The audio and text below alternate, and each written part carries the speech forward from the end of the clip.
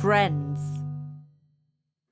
It was a super sunny day and Dolly the ladybird sat staring out of the window. I'm going to eat breakfast, she thought, and then I'll go for a walk in the meadow. She decided to take her wheelbarrow with her. I wonder if I'll find something interesting to take home in my wheelbarrow, she thought to herself.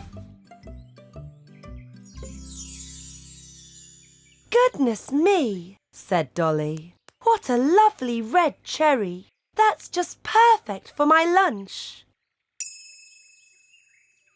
She tried to lift the cherry into her wheelbarrow, but it was far too heavy. Too heavy for one little ladybird. Just then, Berry the snail appeared. Why the sad face, ladybird? Asked Berry. I can't lift this cherry into my wheelbarrow, Dolly replied. Don't cry, I'll help you, Berry said with a smile, and the two of them picked the cherry up with no trouble at all. Dolly set straight off home with the juicy cherry. Now it was Berry who looked sad. Don't you want to share the cherry with me? The snail said, and stamped his little foot. I did help you. But I found it first, Dolly snapped. You're not having any, it's mine. Berry was very upset. The two of them started to fight over the cherry. It's mine, shouted Dolly. That's not fair, Berry shouted back. They pushed and pulled the cherry until it split clean in two. Berry and Dolly plopped to the ground. They were very surprised when a green grub crawled out of the cherry. What have you done to my cherry? He grumbled. That cherry was my home. Oh, don't look so upset, the grub said. I know where we can find plenty more. You can eat cherries while I find a new home for myself. Dolly helped the grub into her wheelbarrow, and they all set off to look for the cherry tree. When they arrived, they found the ground around the cherry tree was covered in ripe red fruit. Berry and Dolly jumped for joy. The grub fell fast asleep while Berry and Dolly munched away on fresh cherries, and the time soon flew by.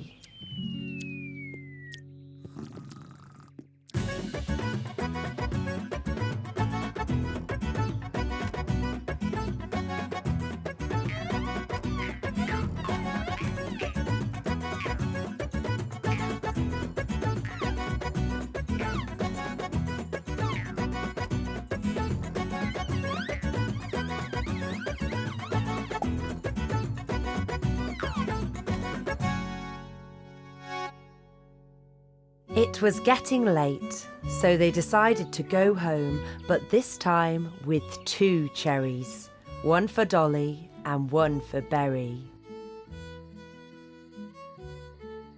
The sun was setting by the time they reached Berry's house.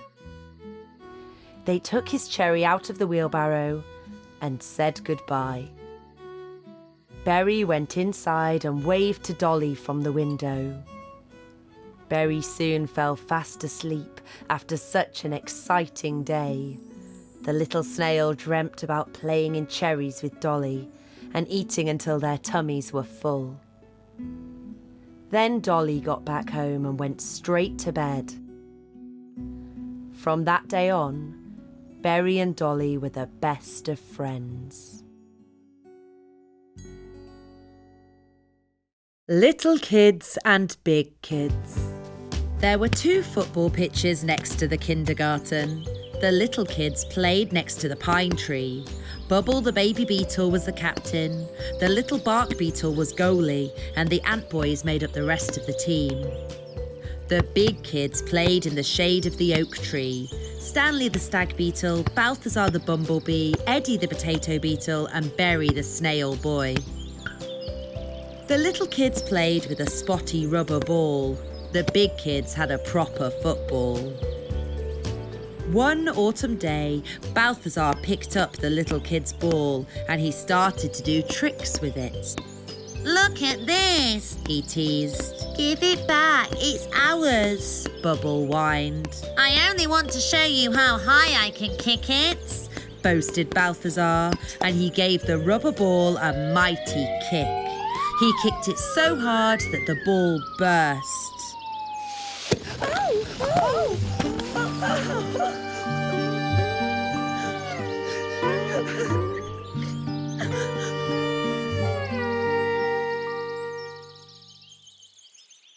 Now there's only one ball left. The little kids can have it in the morning and the big kids can play with it in the afternoon, the kindergarten teacher decreed. The big kids kept taking the ball from the little kids. And the little kids would steal it from the big kids. They were constantly quarrelling.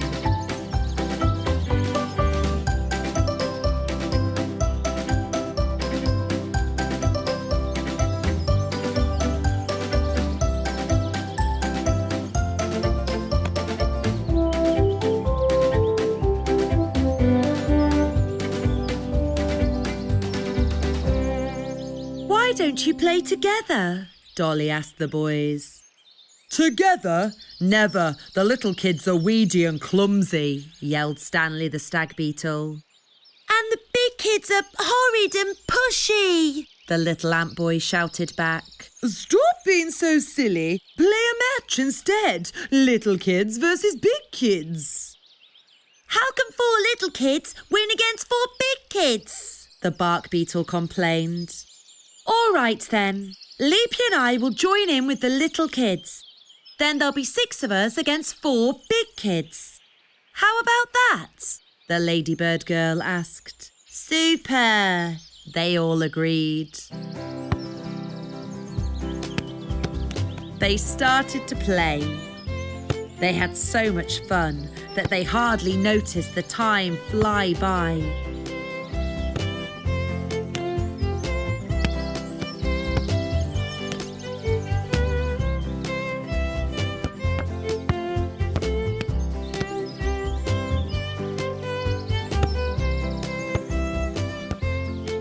In the end, thanks to a tricky goal from Bubble, the little kids won the match 5-4. Same again tomorrow. Balthazar said to Bubble the baby beetle. We can play a rematch.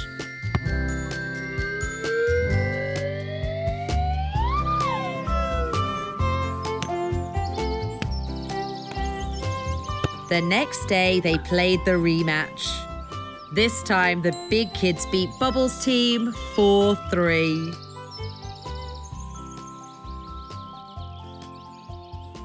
The little kids aren't so clumsy after all, Stanley grumbled, and the 2 captains shook hands. A new boy came to kindergarten the day after that. The little flea brought his own stripy ball and he let the little kids play with it. This meant that Bubbles' team went back to the pine tree and the big kids stayed on the larger pitch. They sometimes played together after that, but they did not count the goals. Bubbles' Tower. It was a lovely summer afternoon and Bubble the baby beetle decided to play with his colourful building blocks. I'm going to build a tall tower with my blocks, he thought to himself and carried them to a hill nearby. He tipped the bright blocks out of their box in the shade of a big oak tree. As the tower grew, it was harder and harder for Bubble to reach the top. He had to stand on tiptoe and was just reaching for the top when his hand slipped and the tower tumbled to the ground. Oh no, Bubble complained. Now I have to start all over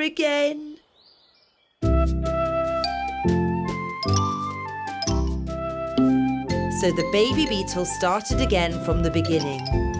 The tower soon began to grow and was very tall indeed. But oh dear, an acorn from the oak tree knocked the baby beetle's tower down. My lovely tower! My tower's ruined again! It was the silly oak tree's fault, he said out loud. So little Bubbles started again, but this time he moved out from under the old oak tree. He was stacking the blocks on top of each other when his friends Berry the snail, Dolly the ladybug and Stanley the stag beetle came walking over. Wow, you've built a beautiful tower, Bubble, they all said. Yes, it's nearly finished. All I have to do is put the red triangle on the very top. But then the wind blew and toppled his tall tower.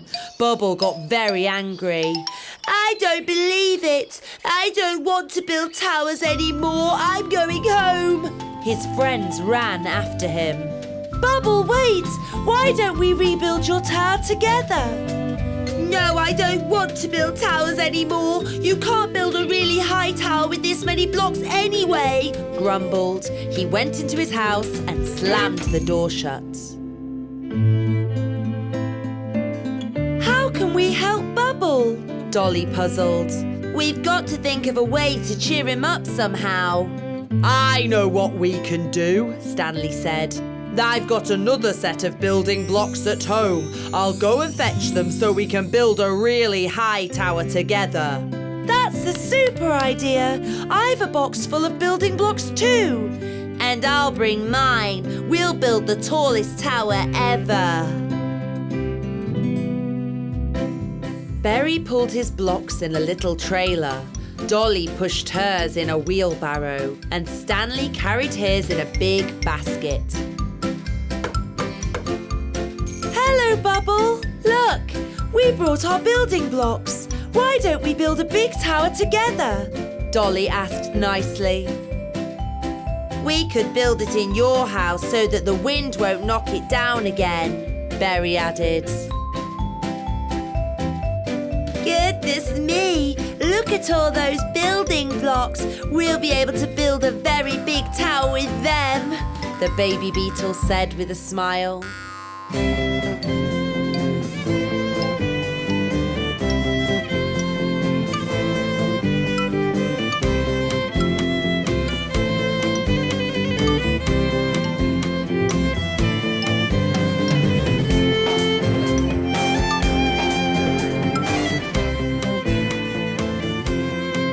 And now it's time to pop the red triangle on the top.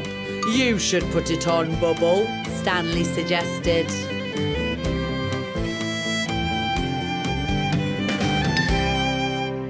Hooray! It's finished! They all shouted together.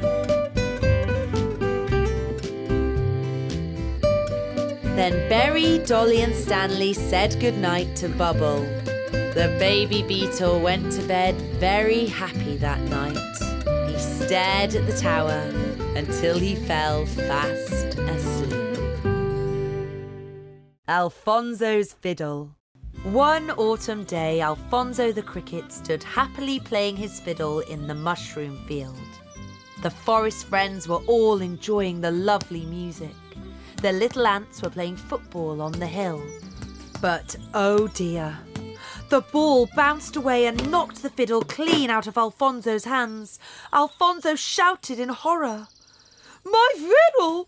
My fiddle's broken!" And then he burst into tears. He was sobbing so loudly that everyone came to see what the fuss was all about. Alfonso pointed angrily at the spotty ball. That ball is to blame, and those naughty ants! Where am I going to get a fiddle from now?" He picked his broken fiddle up, went into his house and slammed the door shut behind him. Alfonso, come out, I'm sure we can help you, Berry pleaded. But Alfonso didn't want to see anybody. His friends sat sadly in the mushroom field and didn't know what to do. Then Dolly had an idea. I know! let's make Alfonso a new fiddle. Yes, let's make a new fiddle, Flutter the butterfly nodded. I know who can help us. We have to find Charlie the click beetle. He made Alfonso's first fiddle. The band of friends set off and walked until they reached a blue house. They knocked on the door. A tiny, timid beetle popped his head out. He wore a blue hat and had beautiful dark blue wings. Who are you? He asked. Dolly told Charlie the whole story. Oh, if that's your problem, I'm happy to help. But don't be sad. Alfonso will be playing music on his new fiddle in no time at all. The click beetle gave everybody a job to do. Some collected wood for the body of the fiddle, while others gathered grass for the strings. Now he had everything he needed. Charlie got to work. He sawed, sanded, polished and waxed. And then, like a little miracle, the new fiddle was ready. Can I try it? Dolly asked. No, it's Alfonso's instrument, Flutter told her. But I want to have my own musical instrument, Dolly sulked. Me too, the little ants shouted. Quiet, said Charlie. Why don't you all start an orchestra? A great big orchestra. Like a music band?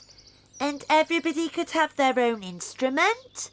That's a very good idea. The first thing they made was a harp for Dolly.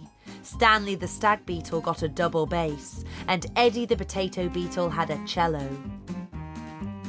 Berry made a trumpet out of a lily.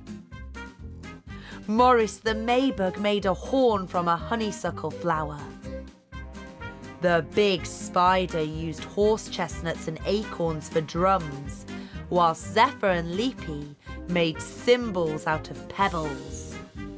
Charlie carved flutes from birch twigs for the ants. Flutter the butterfly got a lute, and Balthazar the bee got a zither. Bubble the baby beetle played a triangle. They all had a quick practice and then headed for Alfonso's house. Alfonso heard the music and looked out of his window to see where it was coming from. He was surprised by what he saw. Please, Alfonso, the little ant began, don't be mad at us for breaking your fiddle. We'd like you to have this new one as a present. Charlie made it. Alfonso began to play straight away, and the sound of his fiddle filled the forest once more.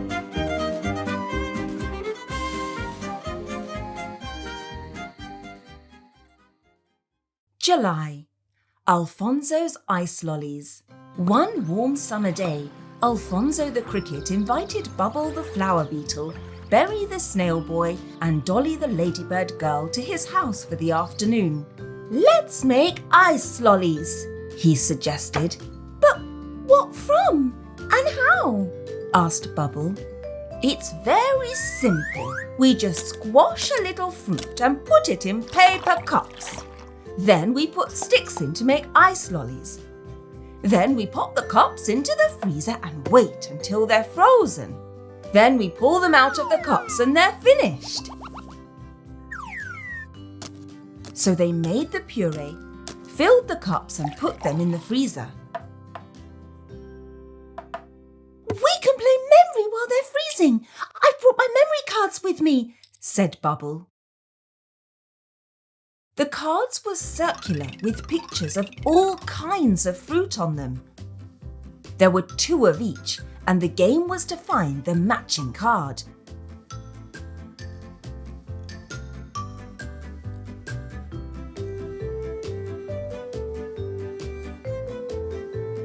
Dolly realised that Bubble kept winning. Oh, Bubble, you're cheating. You've marked the cards. No, I haven't. Yes, you have, the ladybird girl barked. OK, yes, I marked the cards, but I don't like losing. said the little flower beetle, and he burst into tears. I don't like losing either, Berry added. I've got an idea, the cricket announced. What if we think up a game where we don't play against each other, but together, like a team? Berry also had an idea. Not long ago, Eddie, Balthazar, Morris and I decided to catch a train. We ran after it, but Morris was too slow, and we decided that none of us would travel on the train. Why are you saying that? Bubble asked. Because we could make a good game out of that, Berry explained. The idea is that all 4 players have to arrive at the train before the train driver. If the train driver is quicker, you lose the game because the train has left without you. That's a super idea. Let's make a dice, said Dolly, and she painted dots on a wooden building block. Alfonso found 5 coloured stones from his pebble collection. These will be the counters, he proudly announced. Then he produced a piece of paper and they drew 5 paths, the train and the players' houses. Alfonso can start from the orange dot, Dolly from the red, and me from the blue, and Bubble from the yellow, Berry explained. And the engine driver can start from the green dot, Bubble decided. Let's start!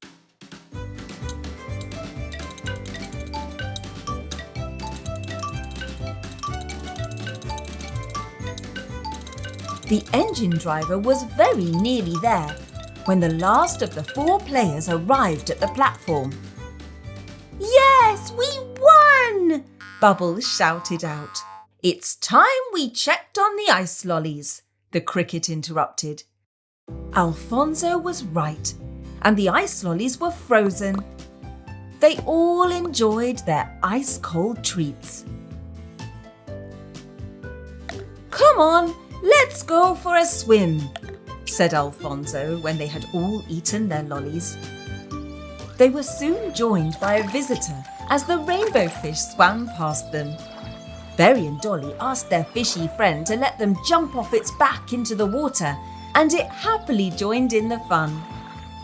Then the friends spent the rest of the summer afternoon splashing around until they got tired and it was time to go home.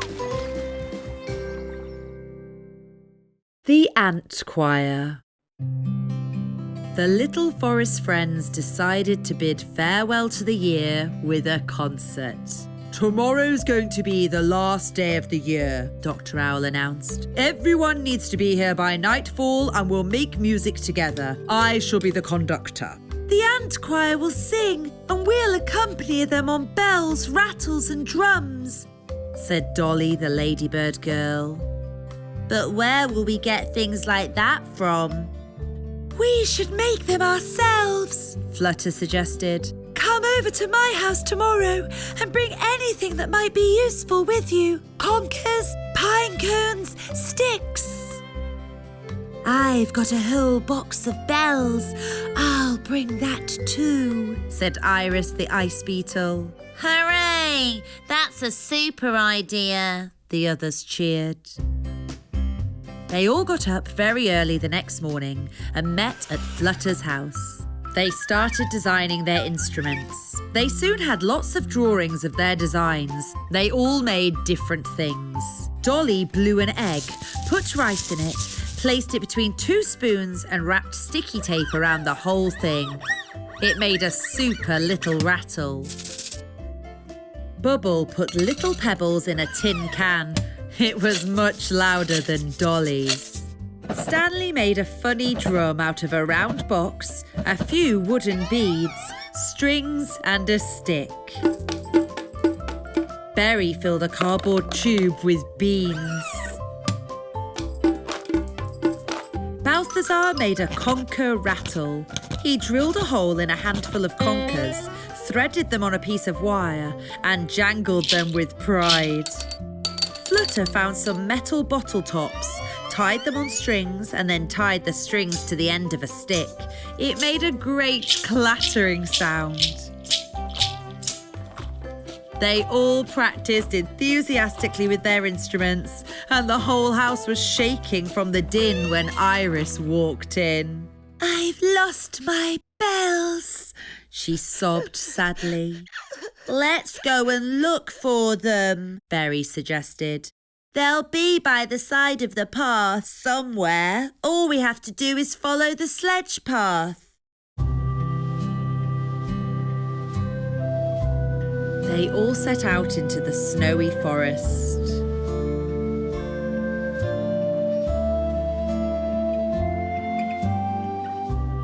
They looked for the bells all over the place and searched every little bit of hill, but the bells were nowhere to be found. That's impossible. They can't have disappeared. Now there'll be no lovely bells at the concert. Oh, yes, there will, Berry reassured her. Don't be so sad, Iris. I'll go and fetch the wind chime that Father Christmas gave me. As night fell, all the forest friends gathered on the side of the hill. The only one missing now is Dr. Owl. We can't start our concert without a conductor, the Ant Queen complained. Here he is. Dr. Owl has arrived, Stanley shouted out, and he pointed into the night sky. Look what I've brought. My little bells. Did you find them?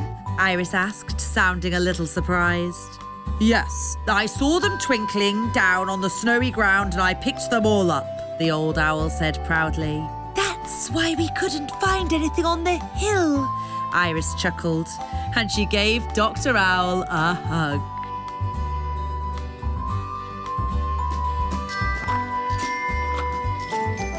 The ant choir began to sing, and their song floated up into the night sky. The fireflies rang Iris's bells, the others rattled their rattles, and music filled the forest.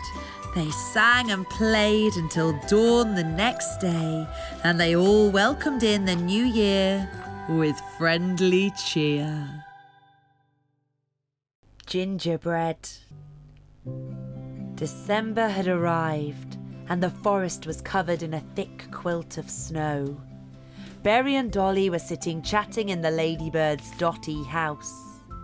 "Let's bake some gingerbread biscuits," Dolly suggested with a bright smile. Berry and Dolly got to work in the kitchen. They bustled around in a cloud of spices and flour and rolled the biscuit dough out flat on the table. Dolly got all the gingerbread cutters out of the drawer. They cut lots of different shapes out and popped the biscuits in the oven to bake. When the biscuits were cooked to a crunchy crisp, Dolly took them out of the oven and put them in a pretty bowl. Then she carefully placed the bowl outside in the snow. "These hot biscuits will soon cool down in the winter chill," she told Berry. Just then a magpie flew over the house. He could smell the delicious gingerbread biscuits, and he swooped down and carried the lot off in his big beak. When Dolly came out later, the bowl and biscuits had completely disappeared. "Oh dear, someone's taken my yummy biscuits," she shrieked. "But who could have taken the bowl?"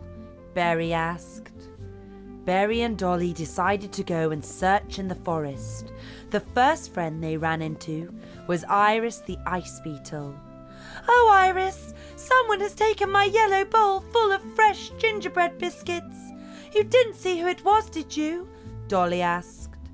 "Yes, I did. It was the magpie. He flew off in that direction." They kept walking until they met the grub. "Hello, grub. The magpie took my yellow bowl filled with gingerbread biscuits. Did you see which way he flew?" The grub pointed. Not long after, Berry and Dolly caught sight of Bubble and Eddie, who were building a snowman. "Have you seen the magpie? He took my yellow bowl and all our gingerbread," Dolly complained. "Yes, we saw him. He flew towards the stream," the potato beetle replied. "Look, Dolly, Fresh biscuit crumbs! The magpie must have flown this way, Berry suddenly shouted. If we follow the trail, it should take us to the magpie's nest, Dolly proposed. The pair of them followed the trail of crumbs, and it took them all the way to the magpie's nest and to the sweet smell of gingerbread. Berry and Dolly climbed up the tree and knocked on the magpie's door. Did you take my yellow bowl filled with fresh gingerbread? Dolly asked as soon as the magpie opened the door. Yes, it was me. I was very hungry. I saw the bowl sitting there, so I took it, but I can give it back to you. It's not nice to take what belongs to somebody else, Dolly said, and marched back to her house in a grumpy mood. Berry did his best to keep up with the little ladybird. Don't be angry, Dolly. I know that the magpie took your bowl, but he gave it back, and I'm certain that he'll apologise, the little snail said. Berry and Dolly invited their friends over that afternoon. Flutter the butterfly, Balthazar the bee, and Stanley the stag beetle all came around for tea. They all sat at the table and began to eat. It wasn't long after that they heard a soft knock on the front door. Dolly opened the door. The magpie was standing outside and looking very ashamed of himself. I brought you some rosehip cordial. I made it myself. Please take it as a gift to say how sorry I am for pinching your gingerbread, the magpie said. Why don't you come in and join us for a bite to eat, magpie? There's plenty of room for you at our table. This made the magpie very happy. The friends sat around the table, munching on delicious gingerbread biscuits and sipping fresh rosehip cordial. They chatted and laughed late into the night. The Big Spider. Berry, Dolly, Flutter and Balthazar were gathering colourful leaves in the woods when they heard someone crying. Can you hear something, Berry? Dolly asked. Yes, it's coming from the cave. The friends were frightened, but went deeper and deeper into the dark cave. Then they saw where the noise was coming from. A baby beetle sat crying. Oh dear, what's wrong, baby beetle? Why are you crying? I got lost in this dark cave and I can't find my way out. How am I going to get back to my little house? What's your name? Berry asked. Bubble. Come on, don't be sad, Bubble. We'll show you the way to your house, Dolly said and hugged the baby beetle. Suddenly, they heard a scary sound from deep inside the cave. They hugged each other. All of a sudden, a big, angry spider appeared and shouted at them. Who woke me up? What are you doing in my cave? Run, everybody! Balthazar yelled, and they all ran. Let's hide here, Dolly said, and they all hid behind a rock. Luckily, the spider didn't spot them, but then Bubble started crying, and the spider found their hiding place. Berry, Dolly, Bubble, Balthazar and Flutter ran as fast as they could. But oh dear, Balthazar tumbled over a stone and the big spider caught up with them. Berry grabbed a spiky twig and bravely defended his friends. Go away, you ugly spider, he shouted. Berry diverted the big spider's attention, while Flutter and Balthazar ran around it with a length of thread. Dolly looked after little Bubble and kept him safe. We've got you now, Balthazar shouted triumphantly. The spider tried to get out of the tangle, but it couldn't, and then it started to cry.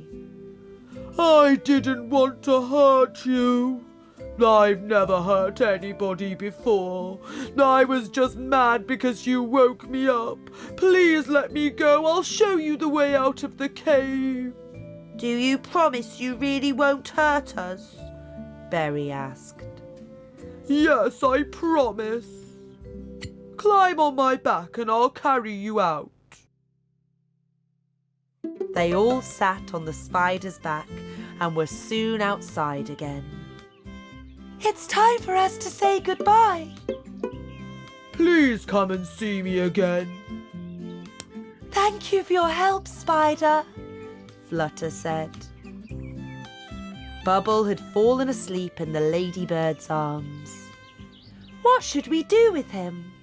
Puzzled Dolly. Let's build a pram, Berry suggested, and they got to work immediately. They made him a pram out of a horse chestnut shell with wheels out of little logs. But where does he live? I know, Flutter said. The baby beetle didn't wake up until they reached his house.